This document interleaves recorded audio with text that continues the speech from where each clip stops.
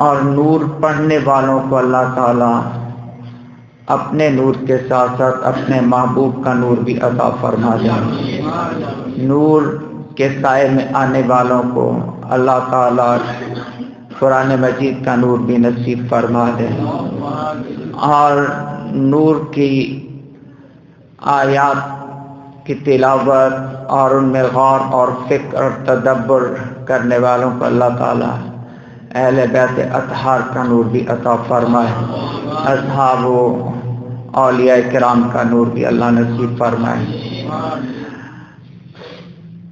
قاضی ثناء اللہ پانی پتی علیہ رحمہ نے سورہ نور کو مکمل کرتے ہوئے اس حدیث پاک کا حوالہ دیا کہ آقا کریم جان عالمین محبوب رب العالمین صلی اللہ علیہ وآلہ وصحبہ وسلم نے یہ حکم ارشاد فرمایا تھا کہ عورتوں کو سورہ نور کی تعلیم دو،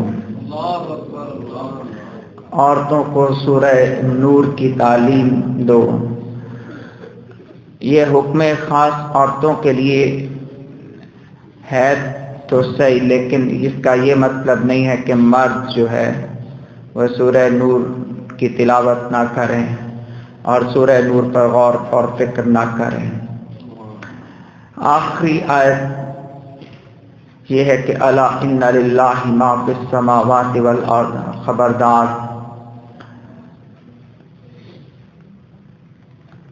اللہ ہی کے لیے ہے جو کچھ بھی ہے آسمانوں میں اور زمین میں۔ قد یعلم، وہ جانتا ہے، ما انتم علیہ، کہ تم کس حال پر ہو۔ وَيَوْمَ يُرْجَعُونَ إِلَيْهِ، اور وہ دن جس دن تم اس کی طرف لوٹائے جاؤ گے۔ فَيُنَبِّئُهُمْ، وہ تمہیں آگاہ کرے گا، بِمَا عَمِلُوا، جو عمل تم نے دنیا میں کیے۔ وَاللَّهُ بِكُلِّ شَيْءٍ عَلِيمٌ، اور اللہ تعالی ہر ایک شے کا علم رکھتا ہے، یا ہر علم رکھتا ہے اس کا جو شے ہے، ہر اس کا جو شے ہے۔ یہ ترجمہ میں نے کسی خاص حکمت کی بنا پر کیا ہے، لیکن بہرحال کیونکہ آج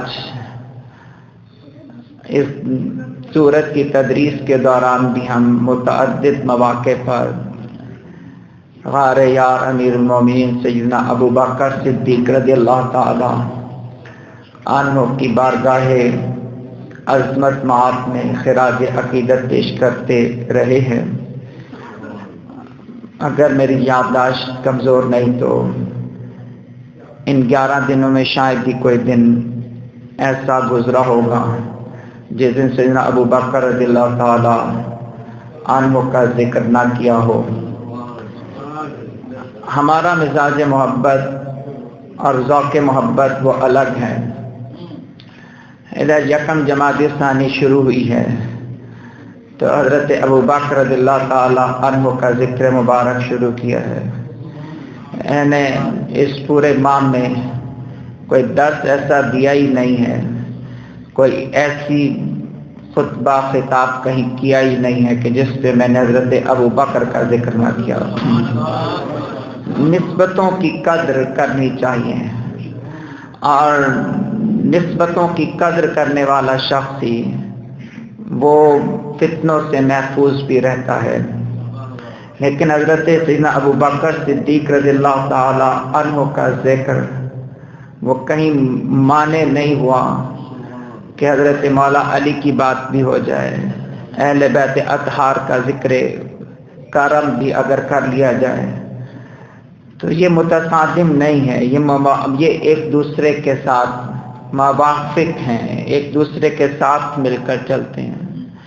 ان کو جدا جدا کر کے بخاری شریف پڑھیں گے تو بخاری شریف میں جہاں حسن اور حسین کے مناقب و فضائل کا باب ہے، وہاں امام بخاری نے نہایت ذہانت اور حکمت کے ساتھ وہ احادیث لے کر آئے ہیں جو حضرت ابو بکر سے روایت ہوتی ہیں نا، جن میں انہوں نے کہا کہ حضرت ابو بکر نے حسن پاک کو اٹھا لیا اور اٹھا کر کہا بھی ابھی قسم میرا باپ قربان ہو جائے حسن پر، میرا باپ حسن پر قربان ہو، حسن اپنی شکل اور اپنے چہرے سے اپنے باپ علی سے نہیں ملتا بلکہ میرے آقا مصطفیٰ سے ملتا ہے نا، آقا مصطفیٰ کریم صلی اللہ علیہ وسلم سے ملتا ہے۔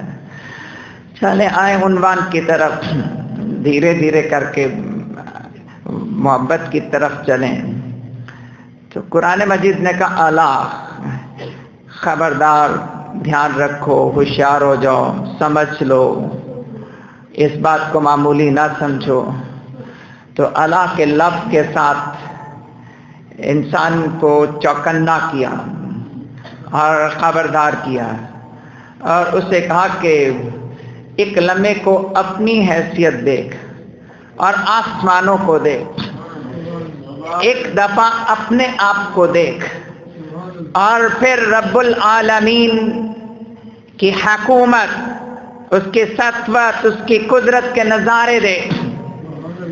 پھر تجھے احساس ہوگا کہ جو رب آسمانوں جیسی وسیع مملکت مالک ہے اور وہ اس پر قادر ہے، اور زمین کے ذرے ذرے پر اس کی قدرت ہے، اس کے سامنے تیری حیثیت کتنی ہے؟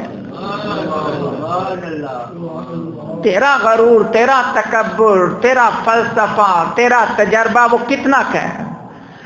چلے اسے یوں سمجھ لیں، اسے یوں سمجھ لیں، انسان زمین پر کتنا ہے اور زمین سورج کے مقابلے میں کتنی ہے، اور سورج سے جو کئی سو گنا بڑے سیارے ہیں وہ کتنے ہیں، اور جو ان سے بھی کئی سو گنا بڑے ہیں وہ کتنے ہیں۔ اب یہاں پر زمین سورج کے مقابلے میں چھوٹی سی، سورج دیگر کہکشاؤں اور سیاروں کے مقابلے میں چھوٹا سا۔ جناب اگر اس پوری مسجد کے اس ہال کے برابر آپ ایک کاغذ رکھیں اور اس پر ایک پینسل سے ایک کاغذ کے اوپر ایک نقطہ لگائیں، جناب یہ نقطہ پھر بھی بڑا ہوگا، اس کائنات میں انسان اس سے بھی چھوٹا ہے۔ اس نے کہا کہ آغاز ہوا تو سورۃ انزلناہا، ہم نے اس سورت میں اہم باتیں نازل کی ہیں، اہم احکامات نازل کیے۔ اب ختم کرتے ہوئے میں آپ کو عرض کروں، قرآن کی تفہیم کا ایک اسلوب یہ بھی ہے کہ آغاز سورت اور اختتام سورت کو ملائیں، تو آپ کو آغاز سورت پہلی آیت اور آخری آیت، یا پہلی چند آیات اور آخری چند آیات ملا کر پڑھیں تو آپ کو ایک مدلل اور مربوط عنوان وہ اٹھتا ہوا اور قائم ہوتا ہوا دکھائی دے گا۔ اسی طرح سے آپ سپارے کا پہلا آیات اور آخری آیات کو ملا کر پڑھیں تو تفہیم قرآن مجید میں اب ایسا نہیں ہے کہ قرآن بے ربط باتیں کرتا ہے، ایسا نہیں ہے کہ قرآن نے ادھر کی بات کی اور ادھر کی چھوڑ کر پھر کہیں اور چلا گیا۔ اس لیے قرآن مجید کے نظام کو اور حکمت کو سمجھنے کے لیے آپ کسی بھی سورت کی پہلی آیات اور آخری آیات پڑھیں۔ سورہ نور کی پہلی آیات پڑھیں تو کہا سورۃ انزلناہا وفرضناہا وانزلنا فیہا آیات بینات لعلکم تذکرون، یہ سورت عظمت والی ہم نے نازل کی، ہم نے فرض کیا ہے اس کے احکامات کو، اور ہم نے نازل کی اس سورت کے اندر آیات بینات۔ آیات بینات سے نہیں سمجھے آپ تو ابھی جو پچھلا رکوع پڑھا اس میں بار بار آیا یبین اللہ لکم الآیات، یبین اللہ لکم الآیات، یبین اللہ لکم الآیات۔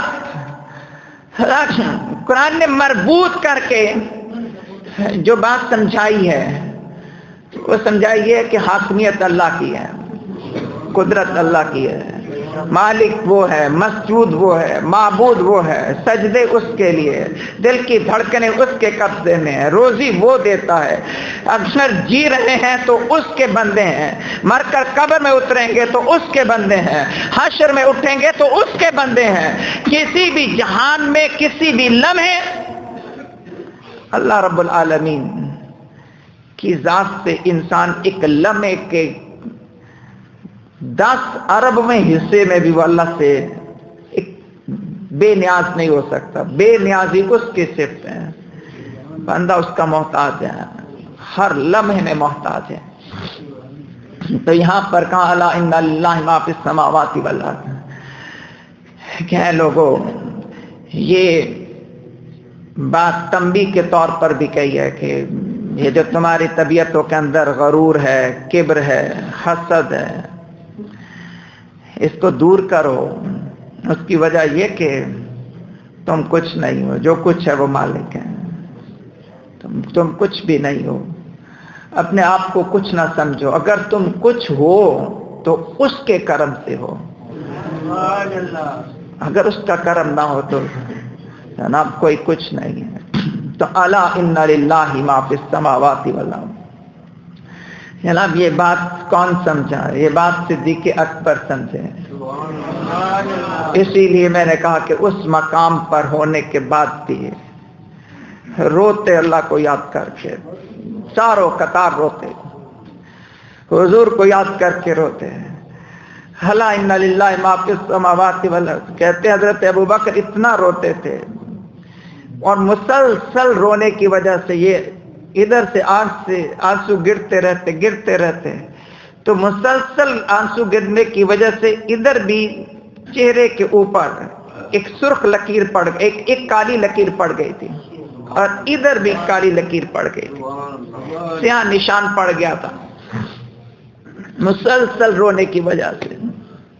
حضرت ابوبکر کھڑے ہوتے اللہ کی بارگاہ میں تو سینے سے ایسی آواز نکلتی جیسے ہانڈی ابل رہی ہے، قدر خشیت طاری ہوتی ہے۔ تو کہا الا ان للہ ما فی السماوات والارض، جناب یہاں تو جو حضور کے ساتھ حضور کے گنبد مبارک میں ہے ان کی خشیت کا عالم یہ ہے، تو تم کس کھیت کی مولی ہو؟ الا ان للہ ما فی السماوات والارض۔ اور کبھی روتے تو کہتے کہ کاش میں کچھ نہ ہوتا، کاش میں اس درخت کا کوئی پتا ہوتا، کاش میں کوئی تنکا ہوتا۔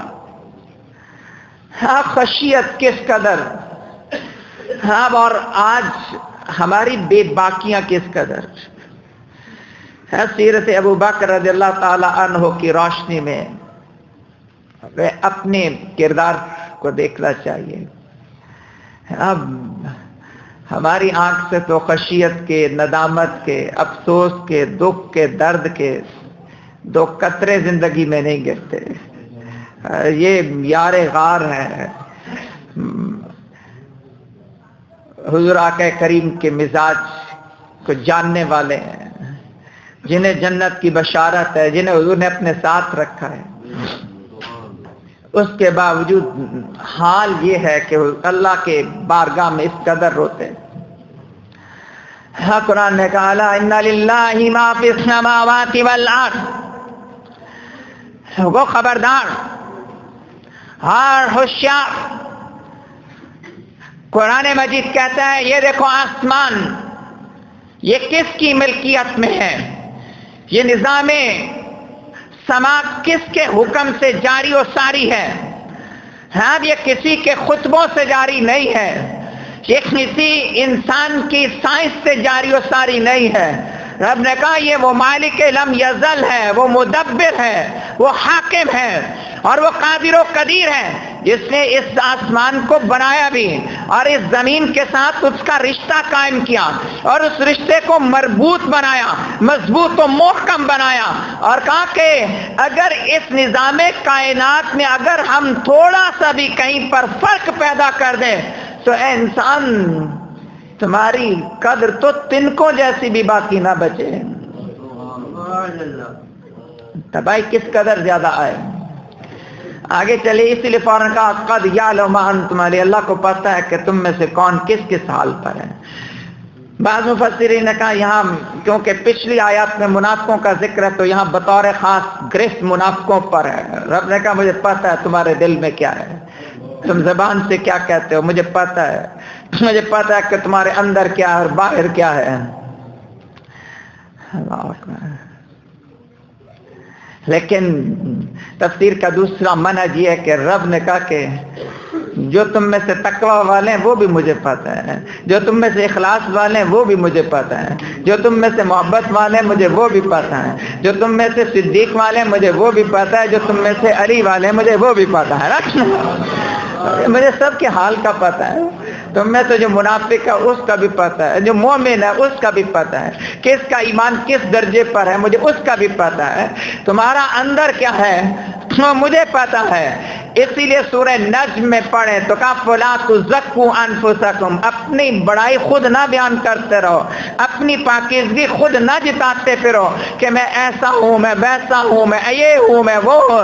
رب نے کہا قد یعلم ما انتم علیہ، تم جس حال پہ ہو تم ساری دنیا کو دھوکہ دے لو لیکن تمہارا رب تمہیں خوب جانتا ہے کہ تم ہو کس حال پر۔ قد یعلم ما انتم علیہ۔ پھر کہا کہ چلو دنیا میں تو ایک پردہ داری چل ہی رہی ہے، وَيَوْمَ يُرْجَعُونَ إِلَيْهِ فَيُنَبِّئُهُم بِمَا عَمِلُوا، جس دن تم اللہ کی بارگاہ میں واپس لوٹو گے پھر وہ تمہیں بتائے گا کہ جی حضرت صاحب یہ والی بات ایسے تھی، یہ والا کام ایسے تھا، اس کے پیچھے نیت کیا تھی، اس کے پیچھے ارادہ کیا تھا، اس کے پیچھے سوچ کیا تھی، اس کے پیچھے فکر کیا تھی، اس کے پیچھے مقصد کیا تھا۔ فَيُنَبِّئُهُم بِمَا عَمِلُوا، اللہ تعالیٰ اس دن تمہیں بتائے گا۔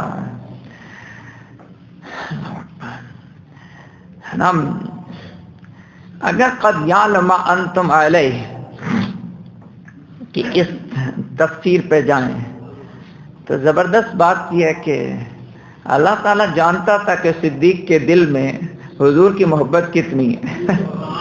اللہ رب العالمین کو پتا تھا کہ حضرت ابوبکر رضی اللہ تعالیٰ عنہ کے دل کے اندر اخلاص کتنا ہے، وفا کتنی ہے، پتا تھا اللہ رب العالمین کو۔ یہ جو لوگ کہتے ہیں کہ جی حضرت ابوبکر رضی اللہ تعالی عنہ کے جو مخالف ہیں وہ حضرت ابوبکر کے بارے میں جو کچھ کہتے ہیں، ہم انہیں کہتے ہیں تم جانتے ہو کہ نہیں جانتے، اس کی دلیل ہے یا نہیں ہے، لیکن قد یعلم ما انتم علیہ، ابوبکر کے دل میں کیا تھا یہ اللہ ضرور جانتا ہے نا۔ اور وہ اتنا جانتا ہے، وہ اتنا جانتا ہے کہ اس نے کہا کہ قیامت تک جو میرے محبوب کی صحبت میں رہے وہ کوئی اور نہ ہو، وہ ابو بکر رہے گا رضی اللہ تعالی عنہ۔ اسی لیے ایک طبقہ ہے مفسرین کا جو کہتے ہیں کہ قرآن مجید نے جس کی صحابیت پر قرآن کی نص قطعی سے دلیل موجود ہے وہ حضرت ابو بکر ہے۔ اس کی وجہ یہ کہ قرآن نے کہا اذ یقول لصاحبہ، اے محبوب جب آپ نے اپنے صحابی سے کہا، اپنے صاحب سے کہا، اس سے کہا جو آپ کی صحبت میں تھا، تو کہتے ہیں کہ باقی سب کی صحبت اور صحابیت پر اشارتاً ذکر ہے، لیکن جس کی صحابیت پر نص قطعی موجود ہے وہ حضرت ابو بکر رضی اللہ تعالی عنہ، سیدنا ابو بکر صدیق رضی اللہ تعالی عنہ۔ اس نے حضور آقا کریم نے صلی اللہ علیہ وسلم نے ایک موقع پر کہا تھا کہ لو کنت متخذا من امتی خلیلا، اگر میں اپنی امت میں سے کسی کو خلیل بناتا، اگر کسی کو خلیل بناتا لاتخذت ابا بکر، تو وہ ابو بکر کو بناتا، ولیکن اخی و صاحبی، ولیکن اخی و صاحبی، خلیل تو میں اگر بناتا ابو بکر کو بناتا، میرا خلیل میرا رب ہے، ابو بکر کے ساتھ ولیکن اخی و صاحبی، ابو بکر میرا بھائی بھی ہے، ابو بکر میرا دوست بھی ہے، لیکن اخی و صاحبی، تو حضور نے بھی بطور خاص صاحبی کہا کہ یہ میرا، حضور نے بطور خاص کہا کہ صاحبی ولیکن اخی و صاحبی۔ اسی طرح سے آقا کریم صلی اللہ علیہ وسلم نے جو جس موقع پر وصال مبارک سے پہلے نبی پاک علیہ الصلوۃ والسلام تشریف لائے مسجد میں، تو سر پہ پٹی باندھی ہوئی تھی، تکلیف کی وجہ سے سر پر حضور نے پٹی باندھی ہوئی تھی، اور پھر حضور تشریف لائے علی المنبر، حضور ممبر پر جلوہ افروز ہوئے، فحمد اللہ، اللہ کی حمد کی، واثنى علیہ، اللہ کی ثنا بیان کی، ثم قال، پھر کہا کہ انہ لیس من الناس احدا علی فی نفسہ ومالہ من ابی بکر بن ابی قحافہ۔ پھر کہا کہ یہ وصال سے پہلے خطبہ دیا، اس خطبے میں کہا کہ اے لوگوں، جس کی مال کا مجھ پر، اور جس نے اپنے مال اور جان سے مجھ پر سب سے زیادہ احسان کیا، میری سب سے بڑھ کر مدد کی، اپنے مال اور جان سے جس نے سب سے بڑھ کر میری مدد کی، تو فرمایا کہ وہ ابو بکر ہے، ابو بکر رضی اللہ تعالی عنہ کا ذکر کیا کہ ابو بکر رضی اللہ تعالی عنہ نے میری اتنی اپنے مال کی جب ضرورت پیش آئی مال خرچ کیا، جب جان لگانے کی باری آئی جان لگا دی، ابو بکر رضی اللہ تعالی عنہ۔ پھر آپ نے اس موقع پہ کہا تھا وَلَوْ كُنْتُ مُتَّخِذًا مِّنَ النَّاسِ خَلِيلًا لَاتَّخَذْتُ أَبَا بَكْرَ خَلِيلًا وَلَكِنْ قِلَّةُ الْإِسْلَامِ أَفْضَلُ۔ آپ نے فرمایا کہ میں کسی کو خلیل بناتا تو ابو بکر کو خلیل بنا لیتا، لیکن جو ابو بکر کے ساتھ اسلام کے رشتے سے میری دوستی ہے اور جو خلت ہے وہ افضل ہے۔ پھر آپ نے کہا کہ مسجد کے اندر جتنی کھڑکیاں کھلتی ہیں وہ سب بند کر دو سوائے خوف ابو بکر رضی اللہ تعالی عنہ کے۔ اس پر فَيُنَبِّهُمْ بِمَا عَمِلُوا وَاللَّهُ بِكُلِّ شَيْءٍ علیم کے ساتھ اس کو متصل کر کے کہو کہ یہ جو حضور نے کہا کہ خلیل بناتا، اگر خلیل بناتا تو ابو بکر کو بناتا، لیکن میں نے مخلوق میں سے کسی کو خلیل بنایا نہیں ہے۔ خلیل کے علاوہ ابو بکر کو اخی بھی بنایا ہے، ابو بکر کو صاحب بھی بنایا ہے، ابو بکر کو دوست بھی بنایا ہے، ابو بکر کو سب کچھ بنا لیا، لیکن کہا کہ میں نے خلیل مخلوق میں سے کوئی بنایا ہی نہیں ہے۔ اگر مخلوق میں سے، انسانوں میں سے، اپنی امت میں سے کسی کو میں خلیل بناتا تو ابو بکر رضی اللہ تعالی عنہ کو خلیل بناتا۔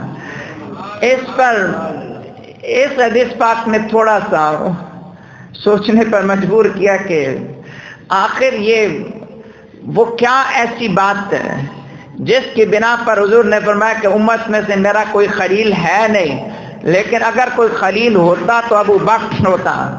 تو المفردات میں امام راغب نے کہا کہ اصل میں خلت اس دوستی کو کہتے ہیں جو دل پر ایسے اثر کرے جیسے تیر اپنے نشانے پر اثر کرتا ہے، جو اس طرح سے نشان دل میں پیدا کر دے جیسے تیر چلائیں تو تیر جا کر اپنے نشانے کے اندر نشان پیدا کر دیتا ہے، جو محبت اس طرح سے دل کے اندر اثر کر دے اور وہ نشان پیدا کر دے اسے خلت کہتے ہیں۔ کہا کہ اسی لیے اس کا ایک معنی کیا جاتا ہے کہ خلت کا معنی ہوتا ہے کہ جس کے بغیر گزارا نہ ہوتا ہو، جس کی احتیاج وہ اس قدر زیادہ ضروری ہو کہ جس کے بغیر رہا نہ جا سکتا ہو۔ اس لیے کہا کہ خلیل اللہ ہے کہ اللہ کے بغیر کسی کا گزارا نہیں ہے، اللہ رب العالمین کے بغیر نظام کائنات چلتا نہیں ہے۔ کہا کہ بس ابو بکر پر اگر میرا اتنا سہارا نہیں ہے، اس کے علاوہ جو کچھ ہے وہ سارا کچھ میرا ابو بکر ہے نا۔ کہا کہ وہ بات بلکہ اللہ تعالیٰ کی ذات پر انسان کا اس قدر زیادہ توکل اور بھروسہ ہونا وہ قلت ہے، اور وہ میری اللہ کے ساتھ ہے۔ اس کے علاوہ تم جو کچھ کہو گے، محبوب کہو تو ابو بکر ہے، حبیب کہو تو ابو بکر ہے، اخی کہو تو ابو بکر ہے، صاحب کہو تو ابو بکر ہے، تم جو کہتے چلے جاؤ وہ سب کچھ خلیل کے علاوہ سارا کچھ میرا ابو بکر ہے رضی اللہ تعالیٰ عنہ۔ سیدنا صدیق اکبر رضی اللہ تعالیٰ عنہ کی عظمتوں کو اصل میں اس بات میں بھی عظمت ہے، کہا کہ اگر کسی پر میں اتنا اعتماد بھی کروں تو میں ابو بکر پر کروں، اگر اتنا بھروسہ بھی کسی پہ کروں تو ابو بکر پر کروں، اگر کسی کو اتنا اپنا سہارا بناؤ تو ابو بکر کو اتنا اپنا سہارا بناؤ۔ تو حضرت سیدنا صدیق اکبر رضی اللہ تعالیٰ عنہ کی عزت اور عظمت بخاری شریف میں پڑھیں کہ ابو بکر آپ کو یہ مقام کیسے ملا، آپ کو یہ مقام کیسے ملا؟ چلیں میں یہ سوال آپ کی خدمت میں عرض کر لیتا ہوں۔ سیدنا ابو بکر صدیق رضی اللہ تعالی عنہ کو یہ مقام، عظمت، رتبہ اب ان کے تقوی کی بنا پر، ان کی عبادت کی بنا پر، ان کے اخلاص کی بنا پر، ان کی وفا کی بنا پر، ان کی محبت کی بنا پر، ان کی خشیت کی بنیاد پر، یہاں ان کی قربانیوں کی بنیاد پر، ان کے ایثار کی وجہ سے ان میں سے کسی بات پر بھی انکار نہیں ہے۔ سیدنا ابو بکر رضی اللہ تعالی عنہ میں ہر ایک خوبی تھی، ہر ایک کمال تھا، وہ ان میں ہر ایک وفا کی ادا تھی، وہ ایثار کا ہر فن جانتے تھے، وہ حضور آقا کریم پر قربان ہونے کے لیے ہر لمحہ تیار رہتے تھے۔ لیکن بخاری شریف میں ہی ہم اسی مقام پر امام حسن اور حسین کے مناقب بیان کرتے ہوئے حضرت ابو بکر رضی اللہ تعالی عنہ کہتے ہیں اگر کسی کو حضور کا قرب تلاش کرنا ہو، اگر کسی کو حضور کا قرب ڈھونڈنا ہے، اگر کسی کو حضور کے قریب ہونا ہے، اگر کوئی چاہتا ہے کہ وہ حضور کی نظر میں آ جائے، اگر کسی کی تمنا ہے کہ مصطفیٰ کریم صلی اللہ علیہ وآلہ وصحبہ وسلم اس میں اپنی نگاہیں شفقت میں رکھیں، تو ابو بکر صدیق رضی اللہ تعالیٰ عنہ کہتے ہیں کہ اس کو چاہیے اہل بیت سے محبت کرے۔ کہا حضور کا قرب حضور کی آل میں تلاش کرو، حضور کا قرب حضور کی آل میں تلاش کرو، حضور کا قرب حضور کی آل میں تلاش کرو۔ آپ پھر سنیں حضرت ابو بکر کہتے ہیں وظیفہ زندگی کیا ہے، میری زندگی کا تجربہ کیا ہے، میں کیا تمہیں نصیحت کروں کہ جو چاہتا ہے کہ وہ حضور سے پیار کرے، حضور اس کا پیار قبول کر لیں اور حضور اس پر نظر کر دیں، حضور اسے اپنی نگاہ شفقت میں رکھیں اور وہ حضور کے قریب ہو جائے، تو اسے چاہیے کہ حضور کی آل کی غلامی کر لیں، حضور کی آل کی غلامی کریں۔ اب اسی لیے آپ دیکھیں گے کہ سیدنا ابو بکر صدیق رضی اللہ تعالی عنہ آل رسول کے ساتھ کس قدر زیادہ محبت کرتے تھے۔ ہم وہ جانتے تھے کہ حضور آقا کریم کا مزاج کیا ہے، منشاء رسالت کیا ہے، وہ قریب تھے تو وہ جانتے تھے کہ حضور کی خوشی کس چیز میں ہے۔ اب اسی لیے حضرت سیدہ پاک کی بارگاہ میں حاضر ہوئے اور کہا کہ اے سیدہ میرا سب کچھ آپ کا ہے، میرا مال آپ کا ہے، میری ہر چیز آپ کے تصرف میں ہے، آپ جیسے چاہیں، آپ جیسے چاہیں اس میں خرچ کرے، اس میں تصرف کرے، اسے اپنی ملک میں رکھے۔ اس لیے کہ ابو بکر کا مال اور ابو بکر کی اولاد وہ سب کچھ آل رسول کی غلامی میں ہے، آل رسول کی غلامی میں ہے۔ میں آپ کو محبت سے کہوں کہ خاندان ابو بکر نے اور آل ابو بکر رضی اللہ تعالی عنہ نے جناب پھر اس محبت کا قرض بھی چکایا ہے۔ ایسا نہیں ہے کہ ابو بکر آل ابو بکر نے محبت کی، حضور نے بھی نوازا، حضور نے بھی عطا کیا، اور پھر اس بات کو بیان کرنے میں کوئی حرج اور مذائقہ نہیں ہے کہ بیٹا ابو بکر کا ہے لیکن پالا حضرت علی نے ہے، پالا علی نے ہے، مراد محمد بن ابی بکر سے ہے۔ ہم یہ محمد بن ابی بکر یہ حضرت ابو بکر کی صلب سے پیدا ہوئے، لیکن یہ حضرت علی کے گھر میں رہے۔ حضرت علی نے اپنا بیٹا بنایا اور اپنا بیٹا بنا کر پھر حضرت محمد بن ابی بکر کی پرورش کی اور ان کو پالا پوسا اور ان کو جوان کیا، اور اس میں بھی پھر محمد بن ابی بکر نے بھی حضرت علی کے ساتھ جو وفا کی ہے،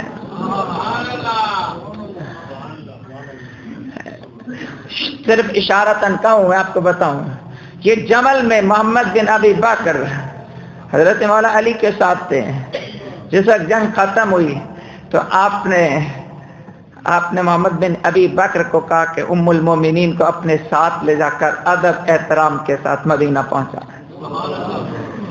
ام المومنین حضرت سیدہ عائشہ صدیقہ رضی اللہ تعالی عنہا کو اب محمد بن ابی بکر کے ساتھ بھیجا ہے، اور یہ تاریخ میں بیان کرنا تکلیف دہ ہے کہ پھر محمد بن ابی بکر کے ساتھ کیا ہوا، ان کے ساتھ کیا ہوا، لیکن دونوں میں محبت تھی۔ اب آل ابو بکر نے بھی وفا کی اور آل رسول نے بھی اولاد ابو بکر کے ساتھ وفا کی، دونوں نے کسی کو کسی مقام پر چھوڑا نہیں ہے، یہاں تک کہ پھر جعفر صادق پاک کا دور آیا تو آپ کہتے تھے میں وہ ہوں، میں وہ جسے ابو بکر نے 2 دفعہ جنم دیا ہے نا۔ اس کی وجہ یہ کہ آپ کے اوپر محمد بن ابی بکر بھی تھے اور حضرت عبد الرحمن بن ابی بکر بھی تھے۔ اس کی وجہ یہ کہ حضرت سیدہ ام فروہ رضی اللہ تعالی عنہا، اس پر صرف اتنا کہوں، کسی نے امام باقر سے پوچھا، باقر سے کسی نے یہ سوال کیا کہ یہ تلوار پر زیور چڑھانا جائز ہے؟ تلوار کے اوپر زیور چڑھانا جائز ہے؟ تو حضرت امام باقر نے کہا کہ ہاں جائز ہے، اس لیے کہ حضرت ابو بکر نے اپنی تلوار پہ زیور چڑھایا ہوا تھا۔ تو کہا ابو بکر صدیق رضی اللہ تعالی عنہ نے اپنی تلوار پہ زیور چڑھایا ہوا تھا تو اس لیے جائز ہے۔ واہ واہ واہ، دلیل کیا دی؟ یہ نہیں کہا کہ شریعت میں یہ بات ایسے یا ایسے ہے، کہا کہ ابو بکر نے کیا یہ دلیل ہی کافی ہے۔ جو کام ابو بکر نے کیا وہ دلیل کافی ہے۔ تو حضرت امام باقر نے کہا ابو بکر نے یہ کیا تھا تو اس لیے حضرت ابو بکر کا عمل وہ حجت ہے، جائز ہے۔ اب سننے والا تو یہ جواب توقع نہیں کرتا تھا، اس نے کہا تھا قلتا ہے باقر آپ نے ابو بکر کو صدیق کہا ہے؟ کیا آپ نے فتقول صدیق، کیا آپ بھی انہیں صدیق کہتے ہیں؟ آپ بھی انہیں صدیق کہتے ہیں؟ فوسبا وسبہو، یہ سنتے ہی امام باقر پاک جلال میں آئے، اٹھے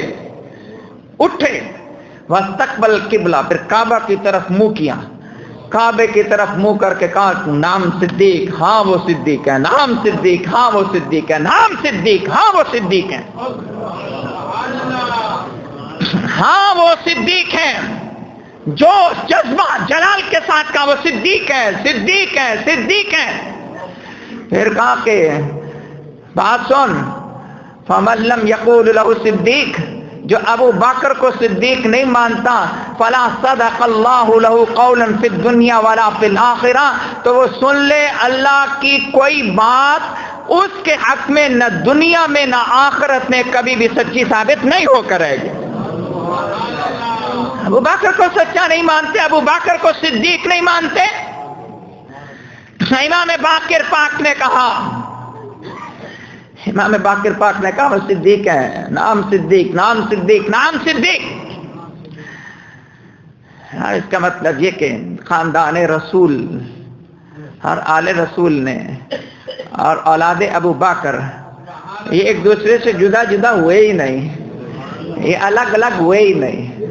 اولاد ابو بکر نے اپنے باپ سے جو وفا اور تصدیق کا سلیقہ پایا وہ اس کے پہرے دار بن کر رہے ہیں، اور آل رسول نے اپنے آقا والا کے ساتھ جو ابو بکر رضی اللہ تعالی عنہ کی محبتیں دیکھی وہ اس محبتوں کو نبھاتے رہے، اور یہ کبھی جدا جدا نہ ہوئے۔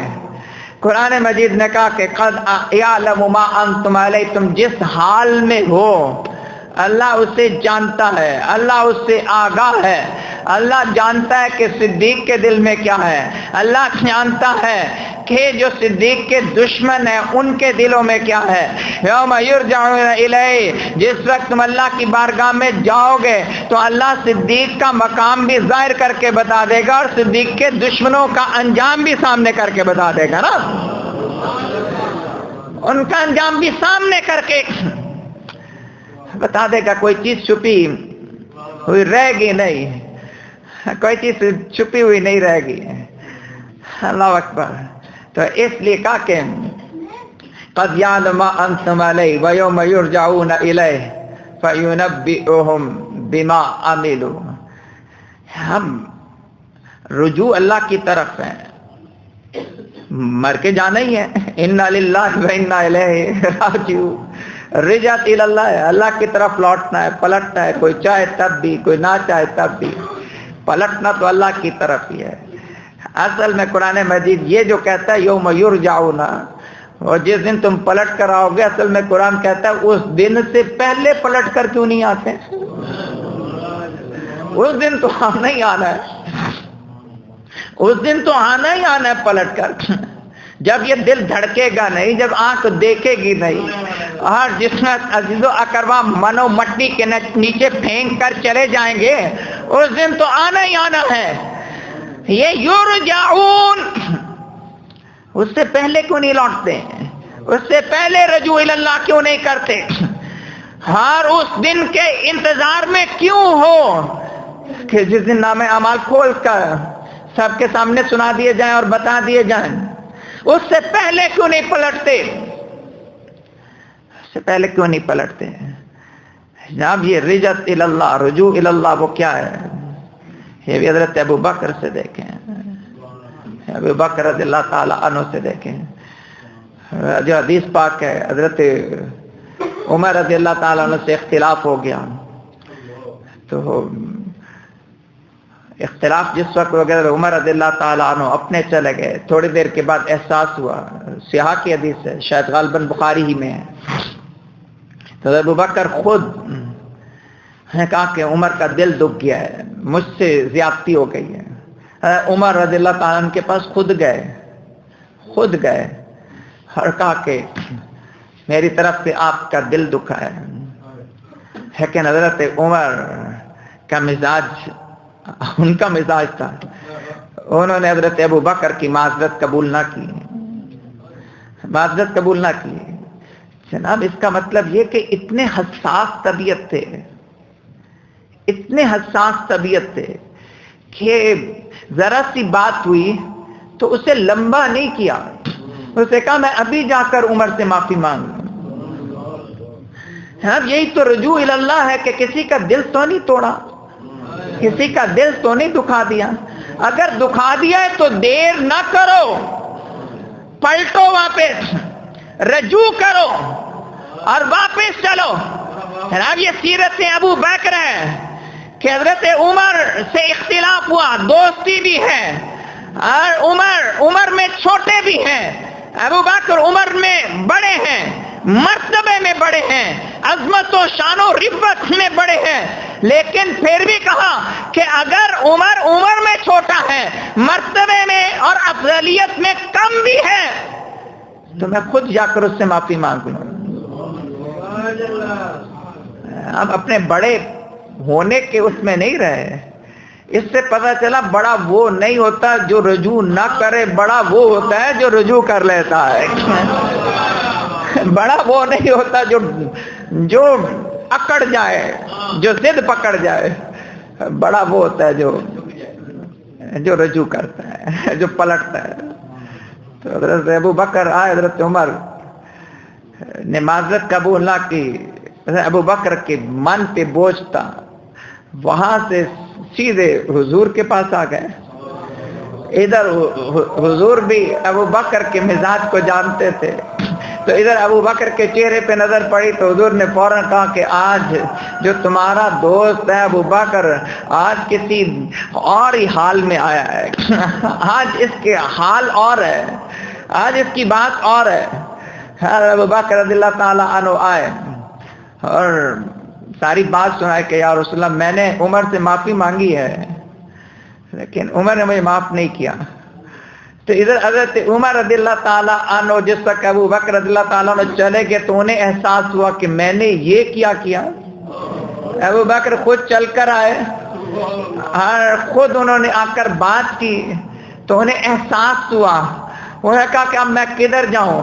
وہ حضرت ابو بکر کے گھر گئے، وہ گھر نہ ملے تو وہاں انہیں پتا تھا کہ سب کا ٹھکانہ ایک ہی ہے.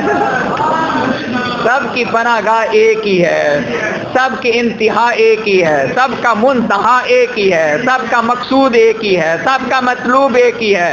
اس لیے میں نے کہا کہیں اور ابو بکر نہیں ہوں گے، مصطفیٰ کریم کے دامن ہی میں کہیں پر موجود ہوں گے نا.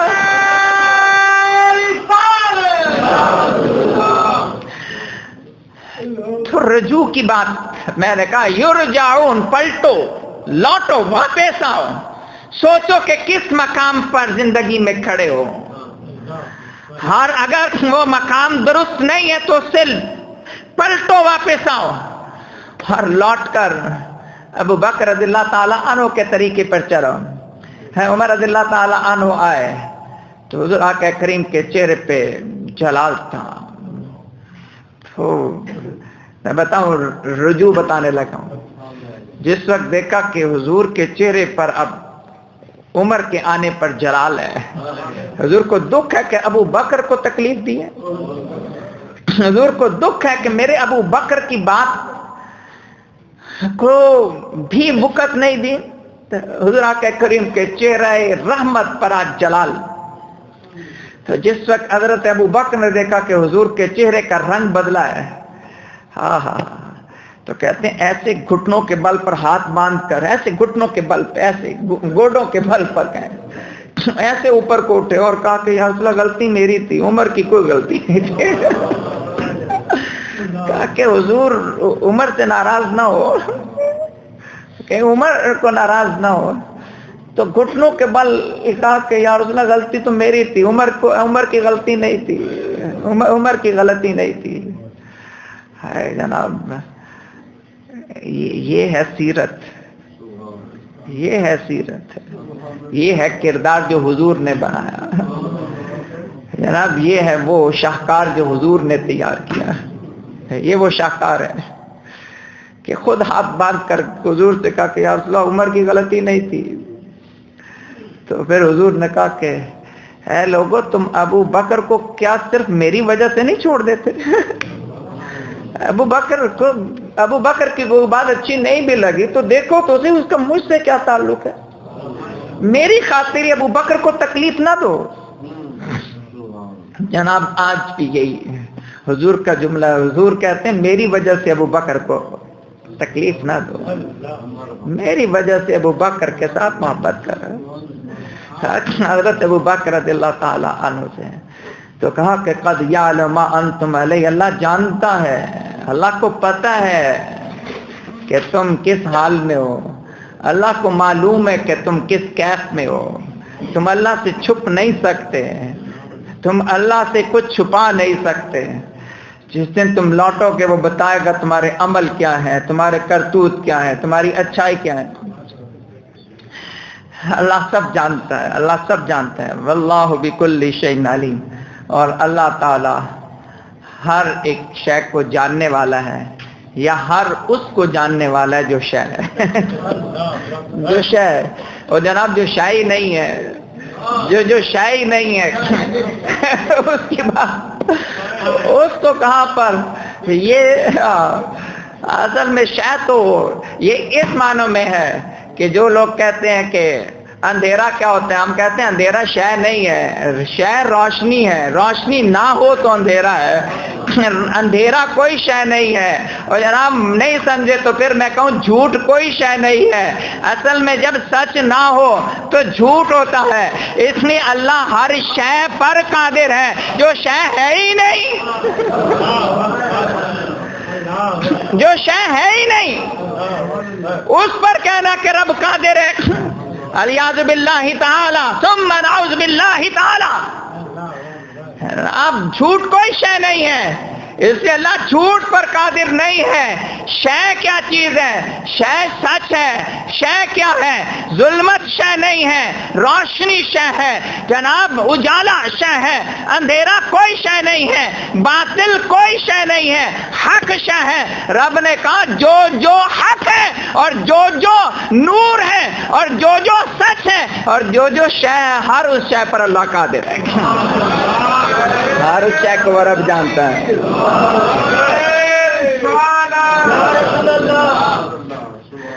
اللہ اکبر، اللہ اکبر۔ سورہ شکر الحمدللہ ثم الحمدللہ، سورہ نور مکمل ہوئی۔ واللہ بکل شیء علیم، اللہ تعالیٰ ہر شے کو جاننے والا ہے۔ اللہ تعالیٰ آپ سب کو رحمتیں، برکتیں، خیر اور دے۔ ابھی دعا بھی مانگتے ہیں انشاءاللہ العزیز، دعا میں بھی اللہ کی بارگاہ میں جھولی پھیلاتے ہیں، لیکن شکر الحمدللہ، شکر الحمدللہ، شکر الحمدللہ، اللہ تعالیٰ نے زندگی کے کچھ اور پل قرآن کی صحبت میں نصیب فرما دیے، قرآن کے سائے میں نصیب فرما دیے۔ زیادہ تو نہیں جانتا لیکن اتنا ضرور کہہ سکتا ہوں کہ جو لوگ آتے رہے ہیں انہیں قرآن نے مزہ ضرور دیا ہوگا۔ جناب باقی چیزیں بھی بڑی لذیذ ہوں گی لیکن قرآن کی لذت اپنی ہے، کتاب کی اپنا مزہ ہے قرآن کی۔ اللہ تعالیٰ آپ سب کو جزا دے۔ وآخر دعوانا الحمدللہ رب العالمین۔ اعوذ باللہ من الشیطان الرجیم، بسم اللہ الرحمن الرحیم۔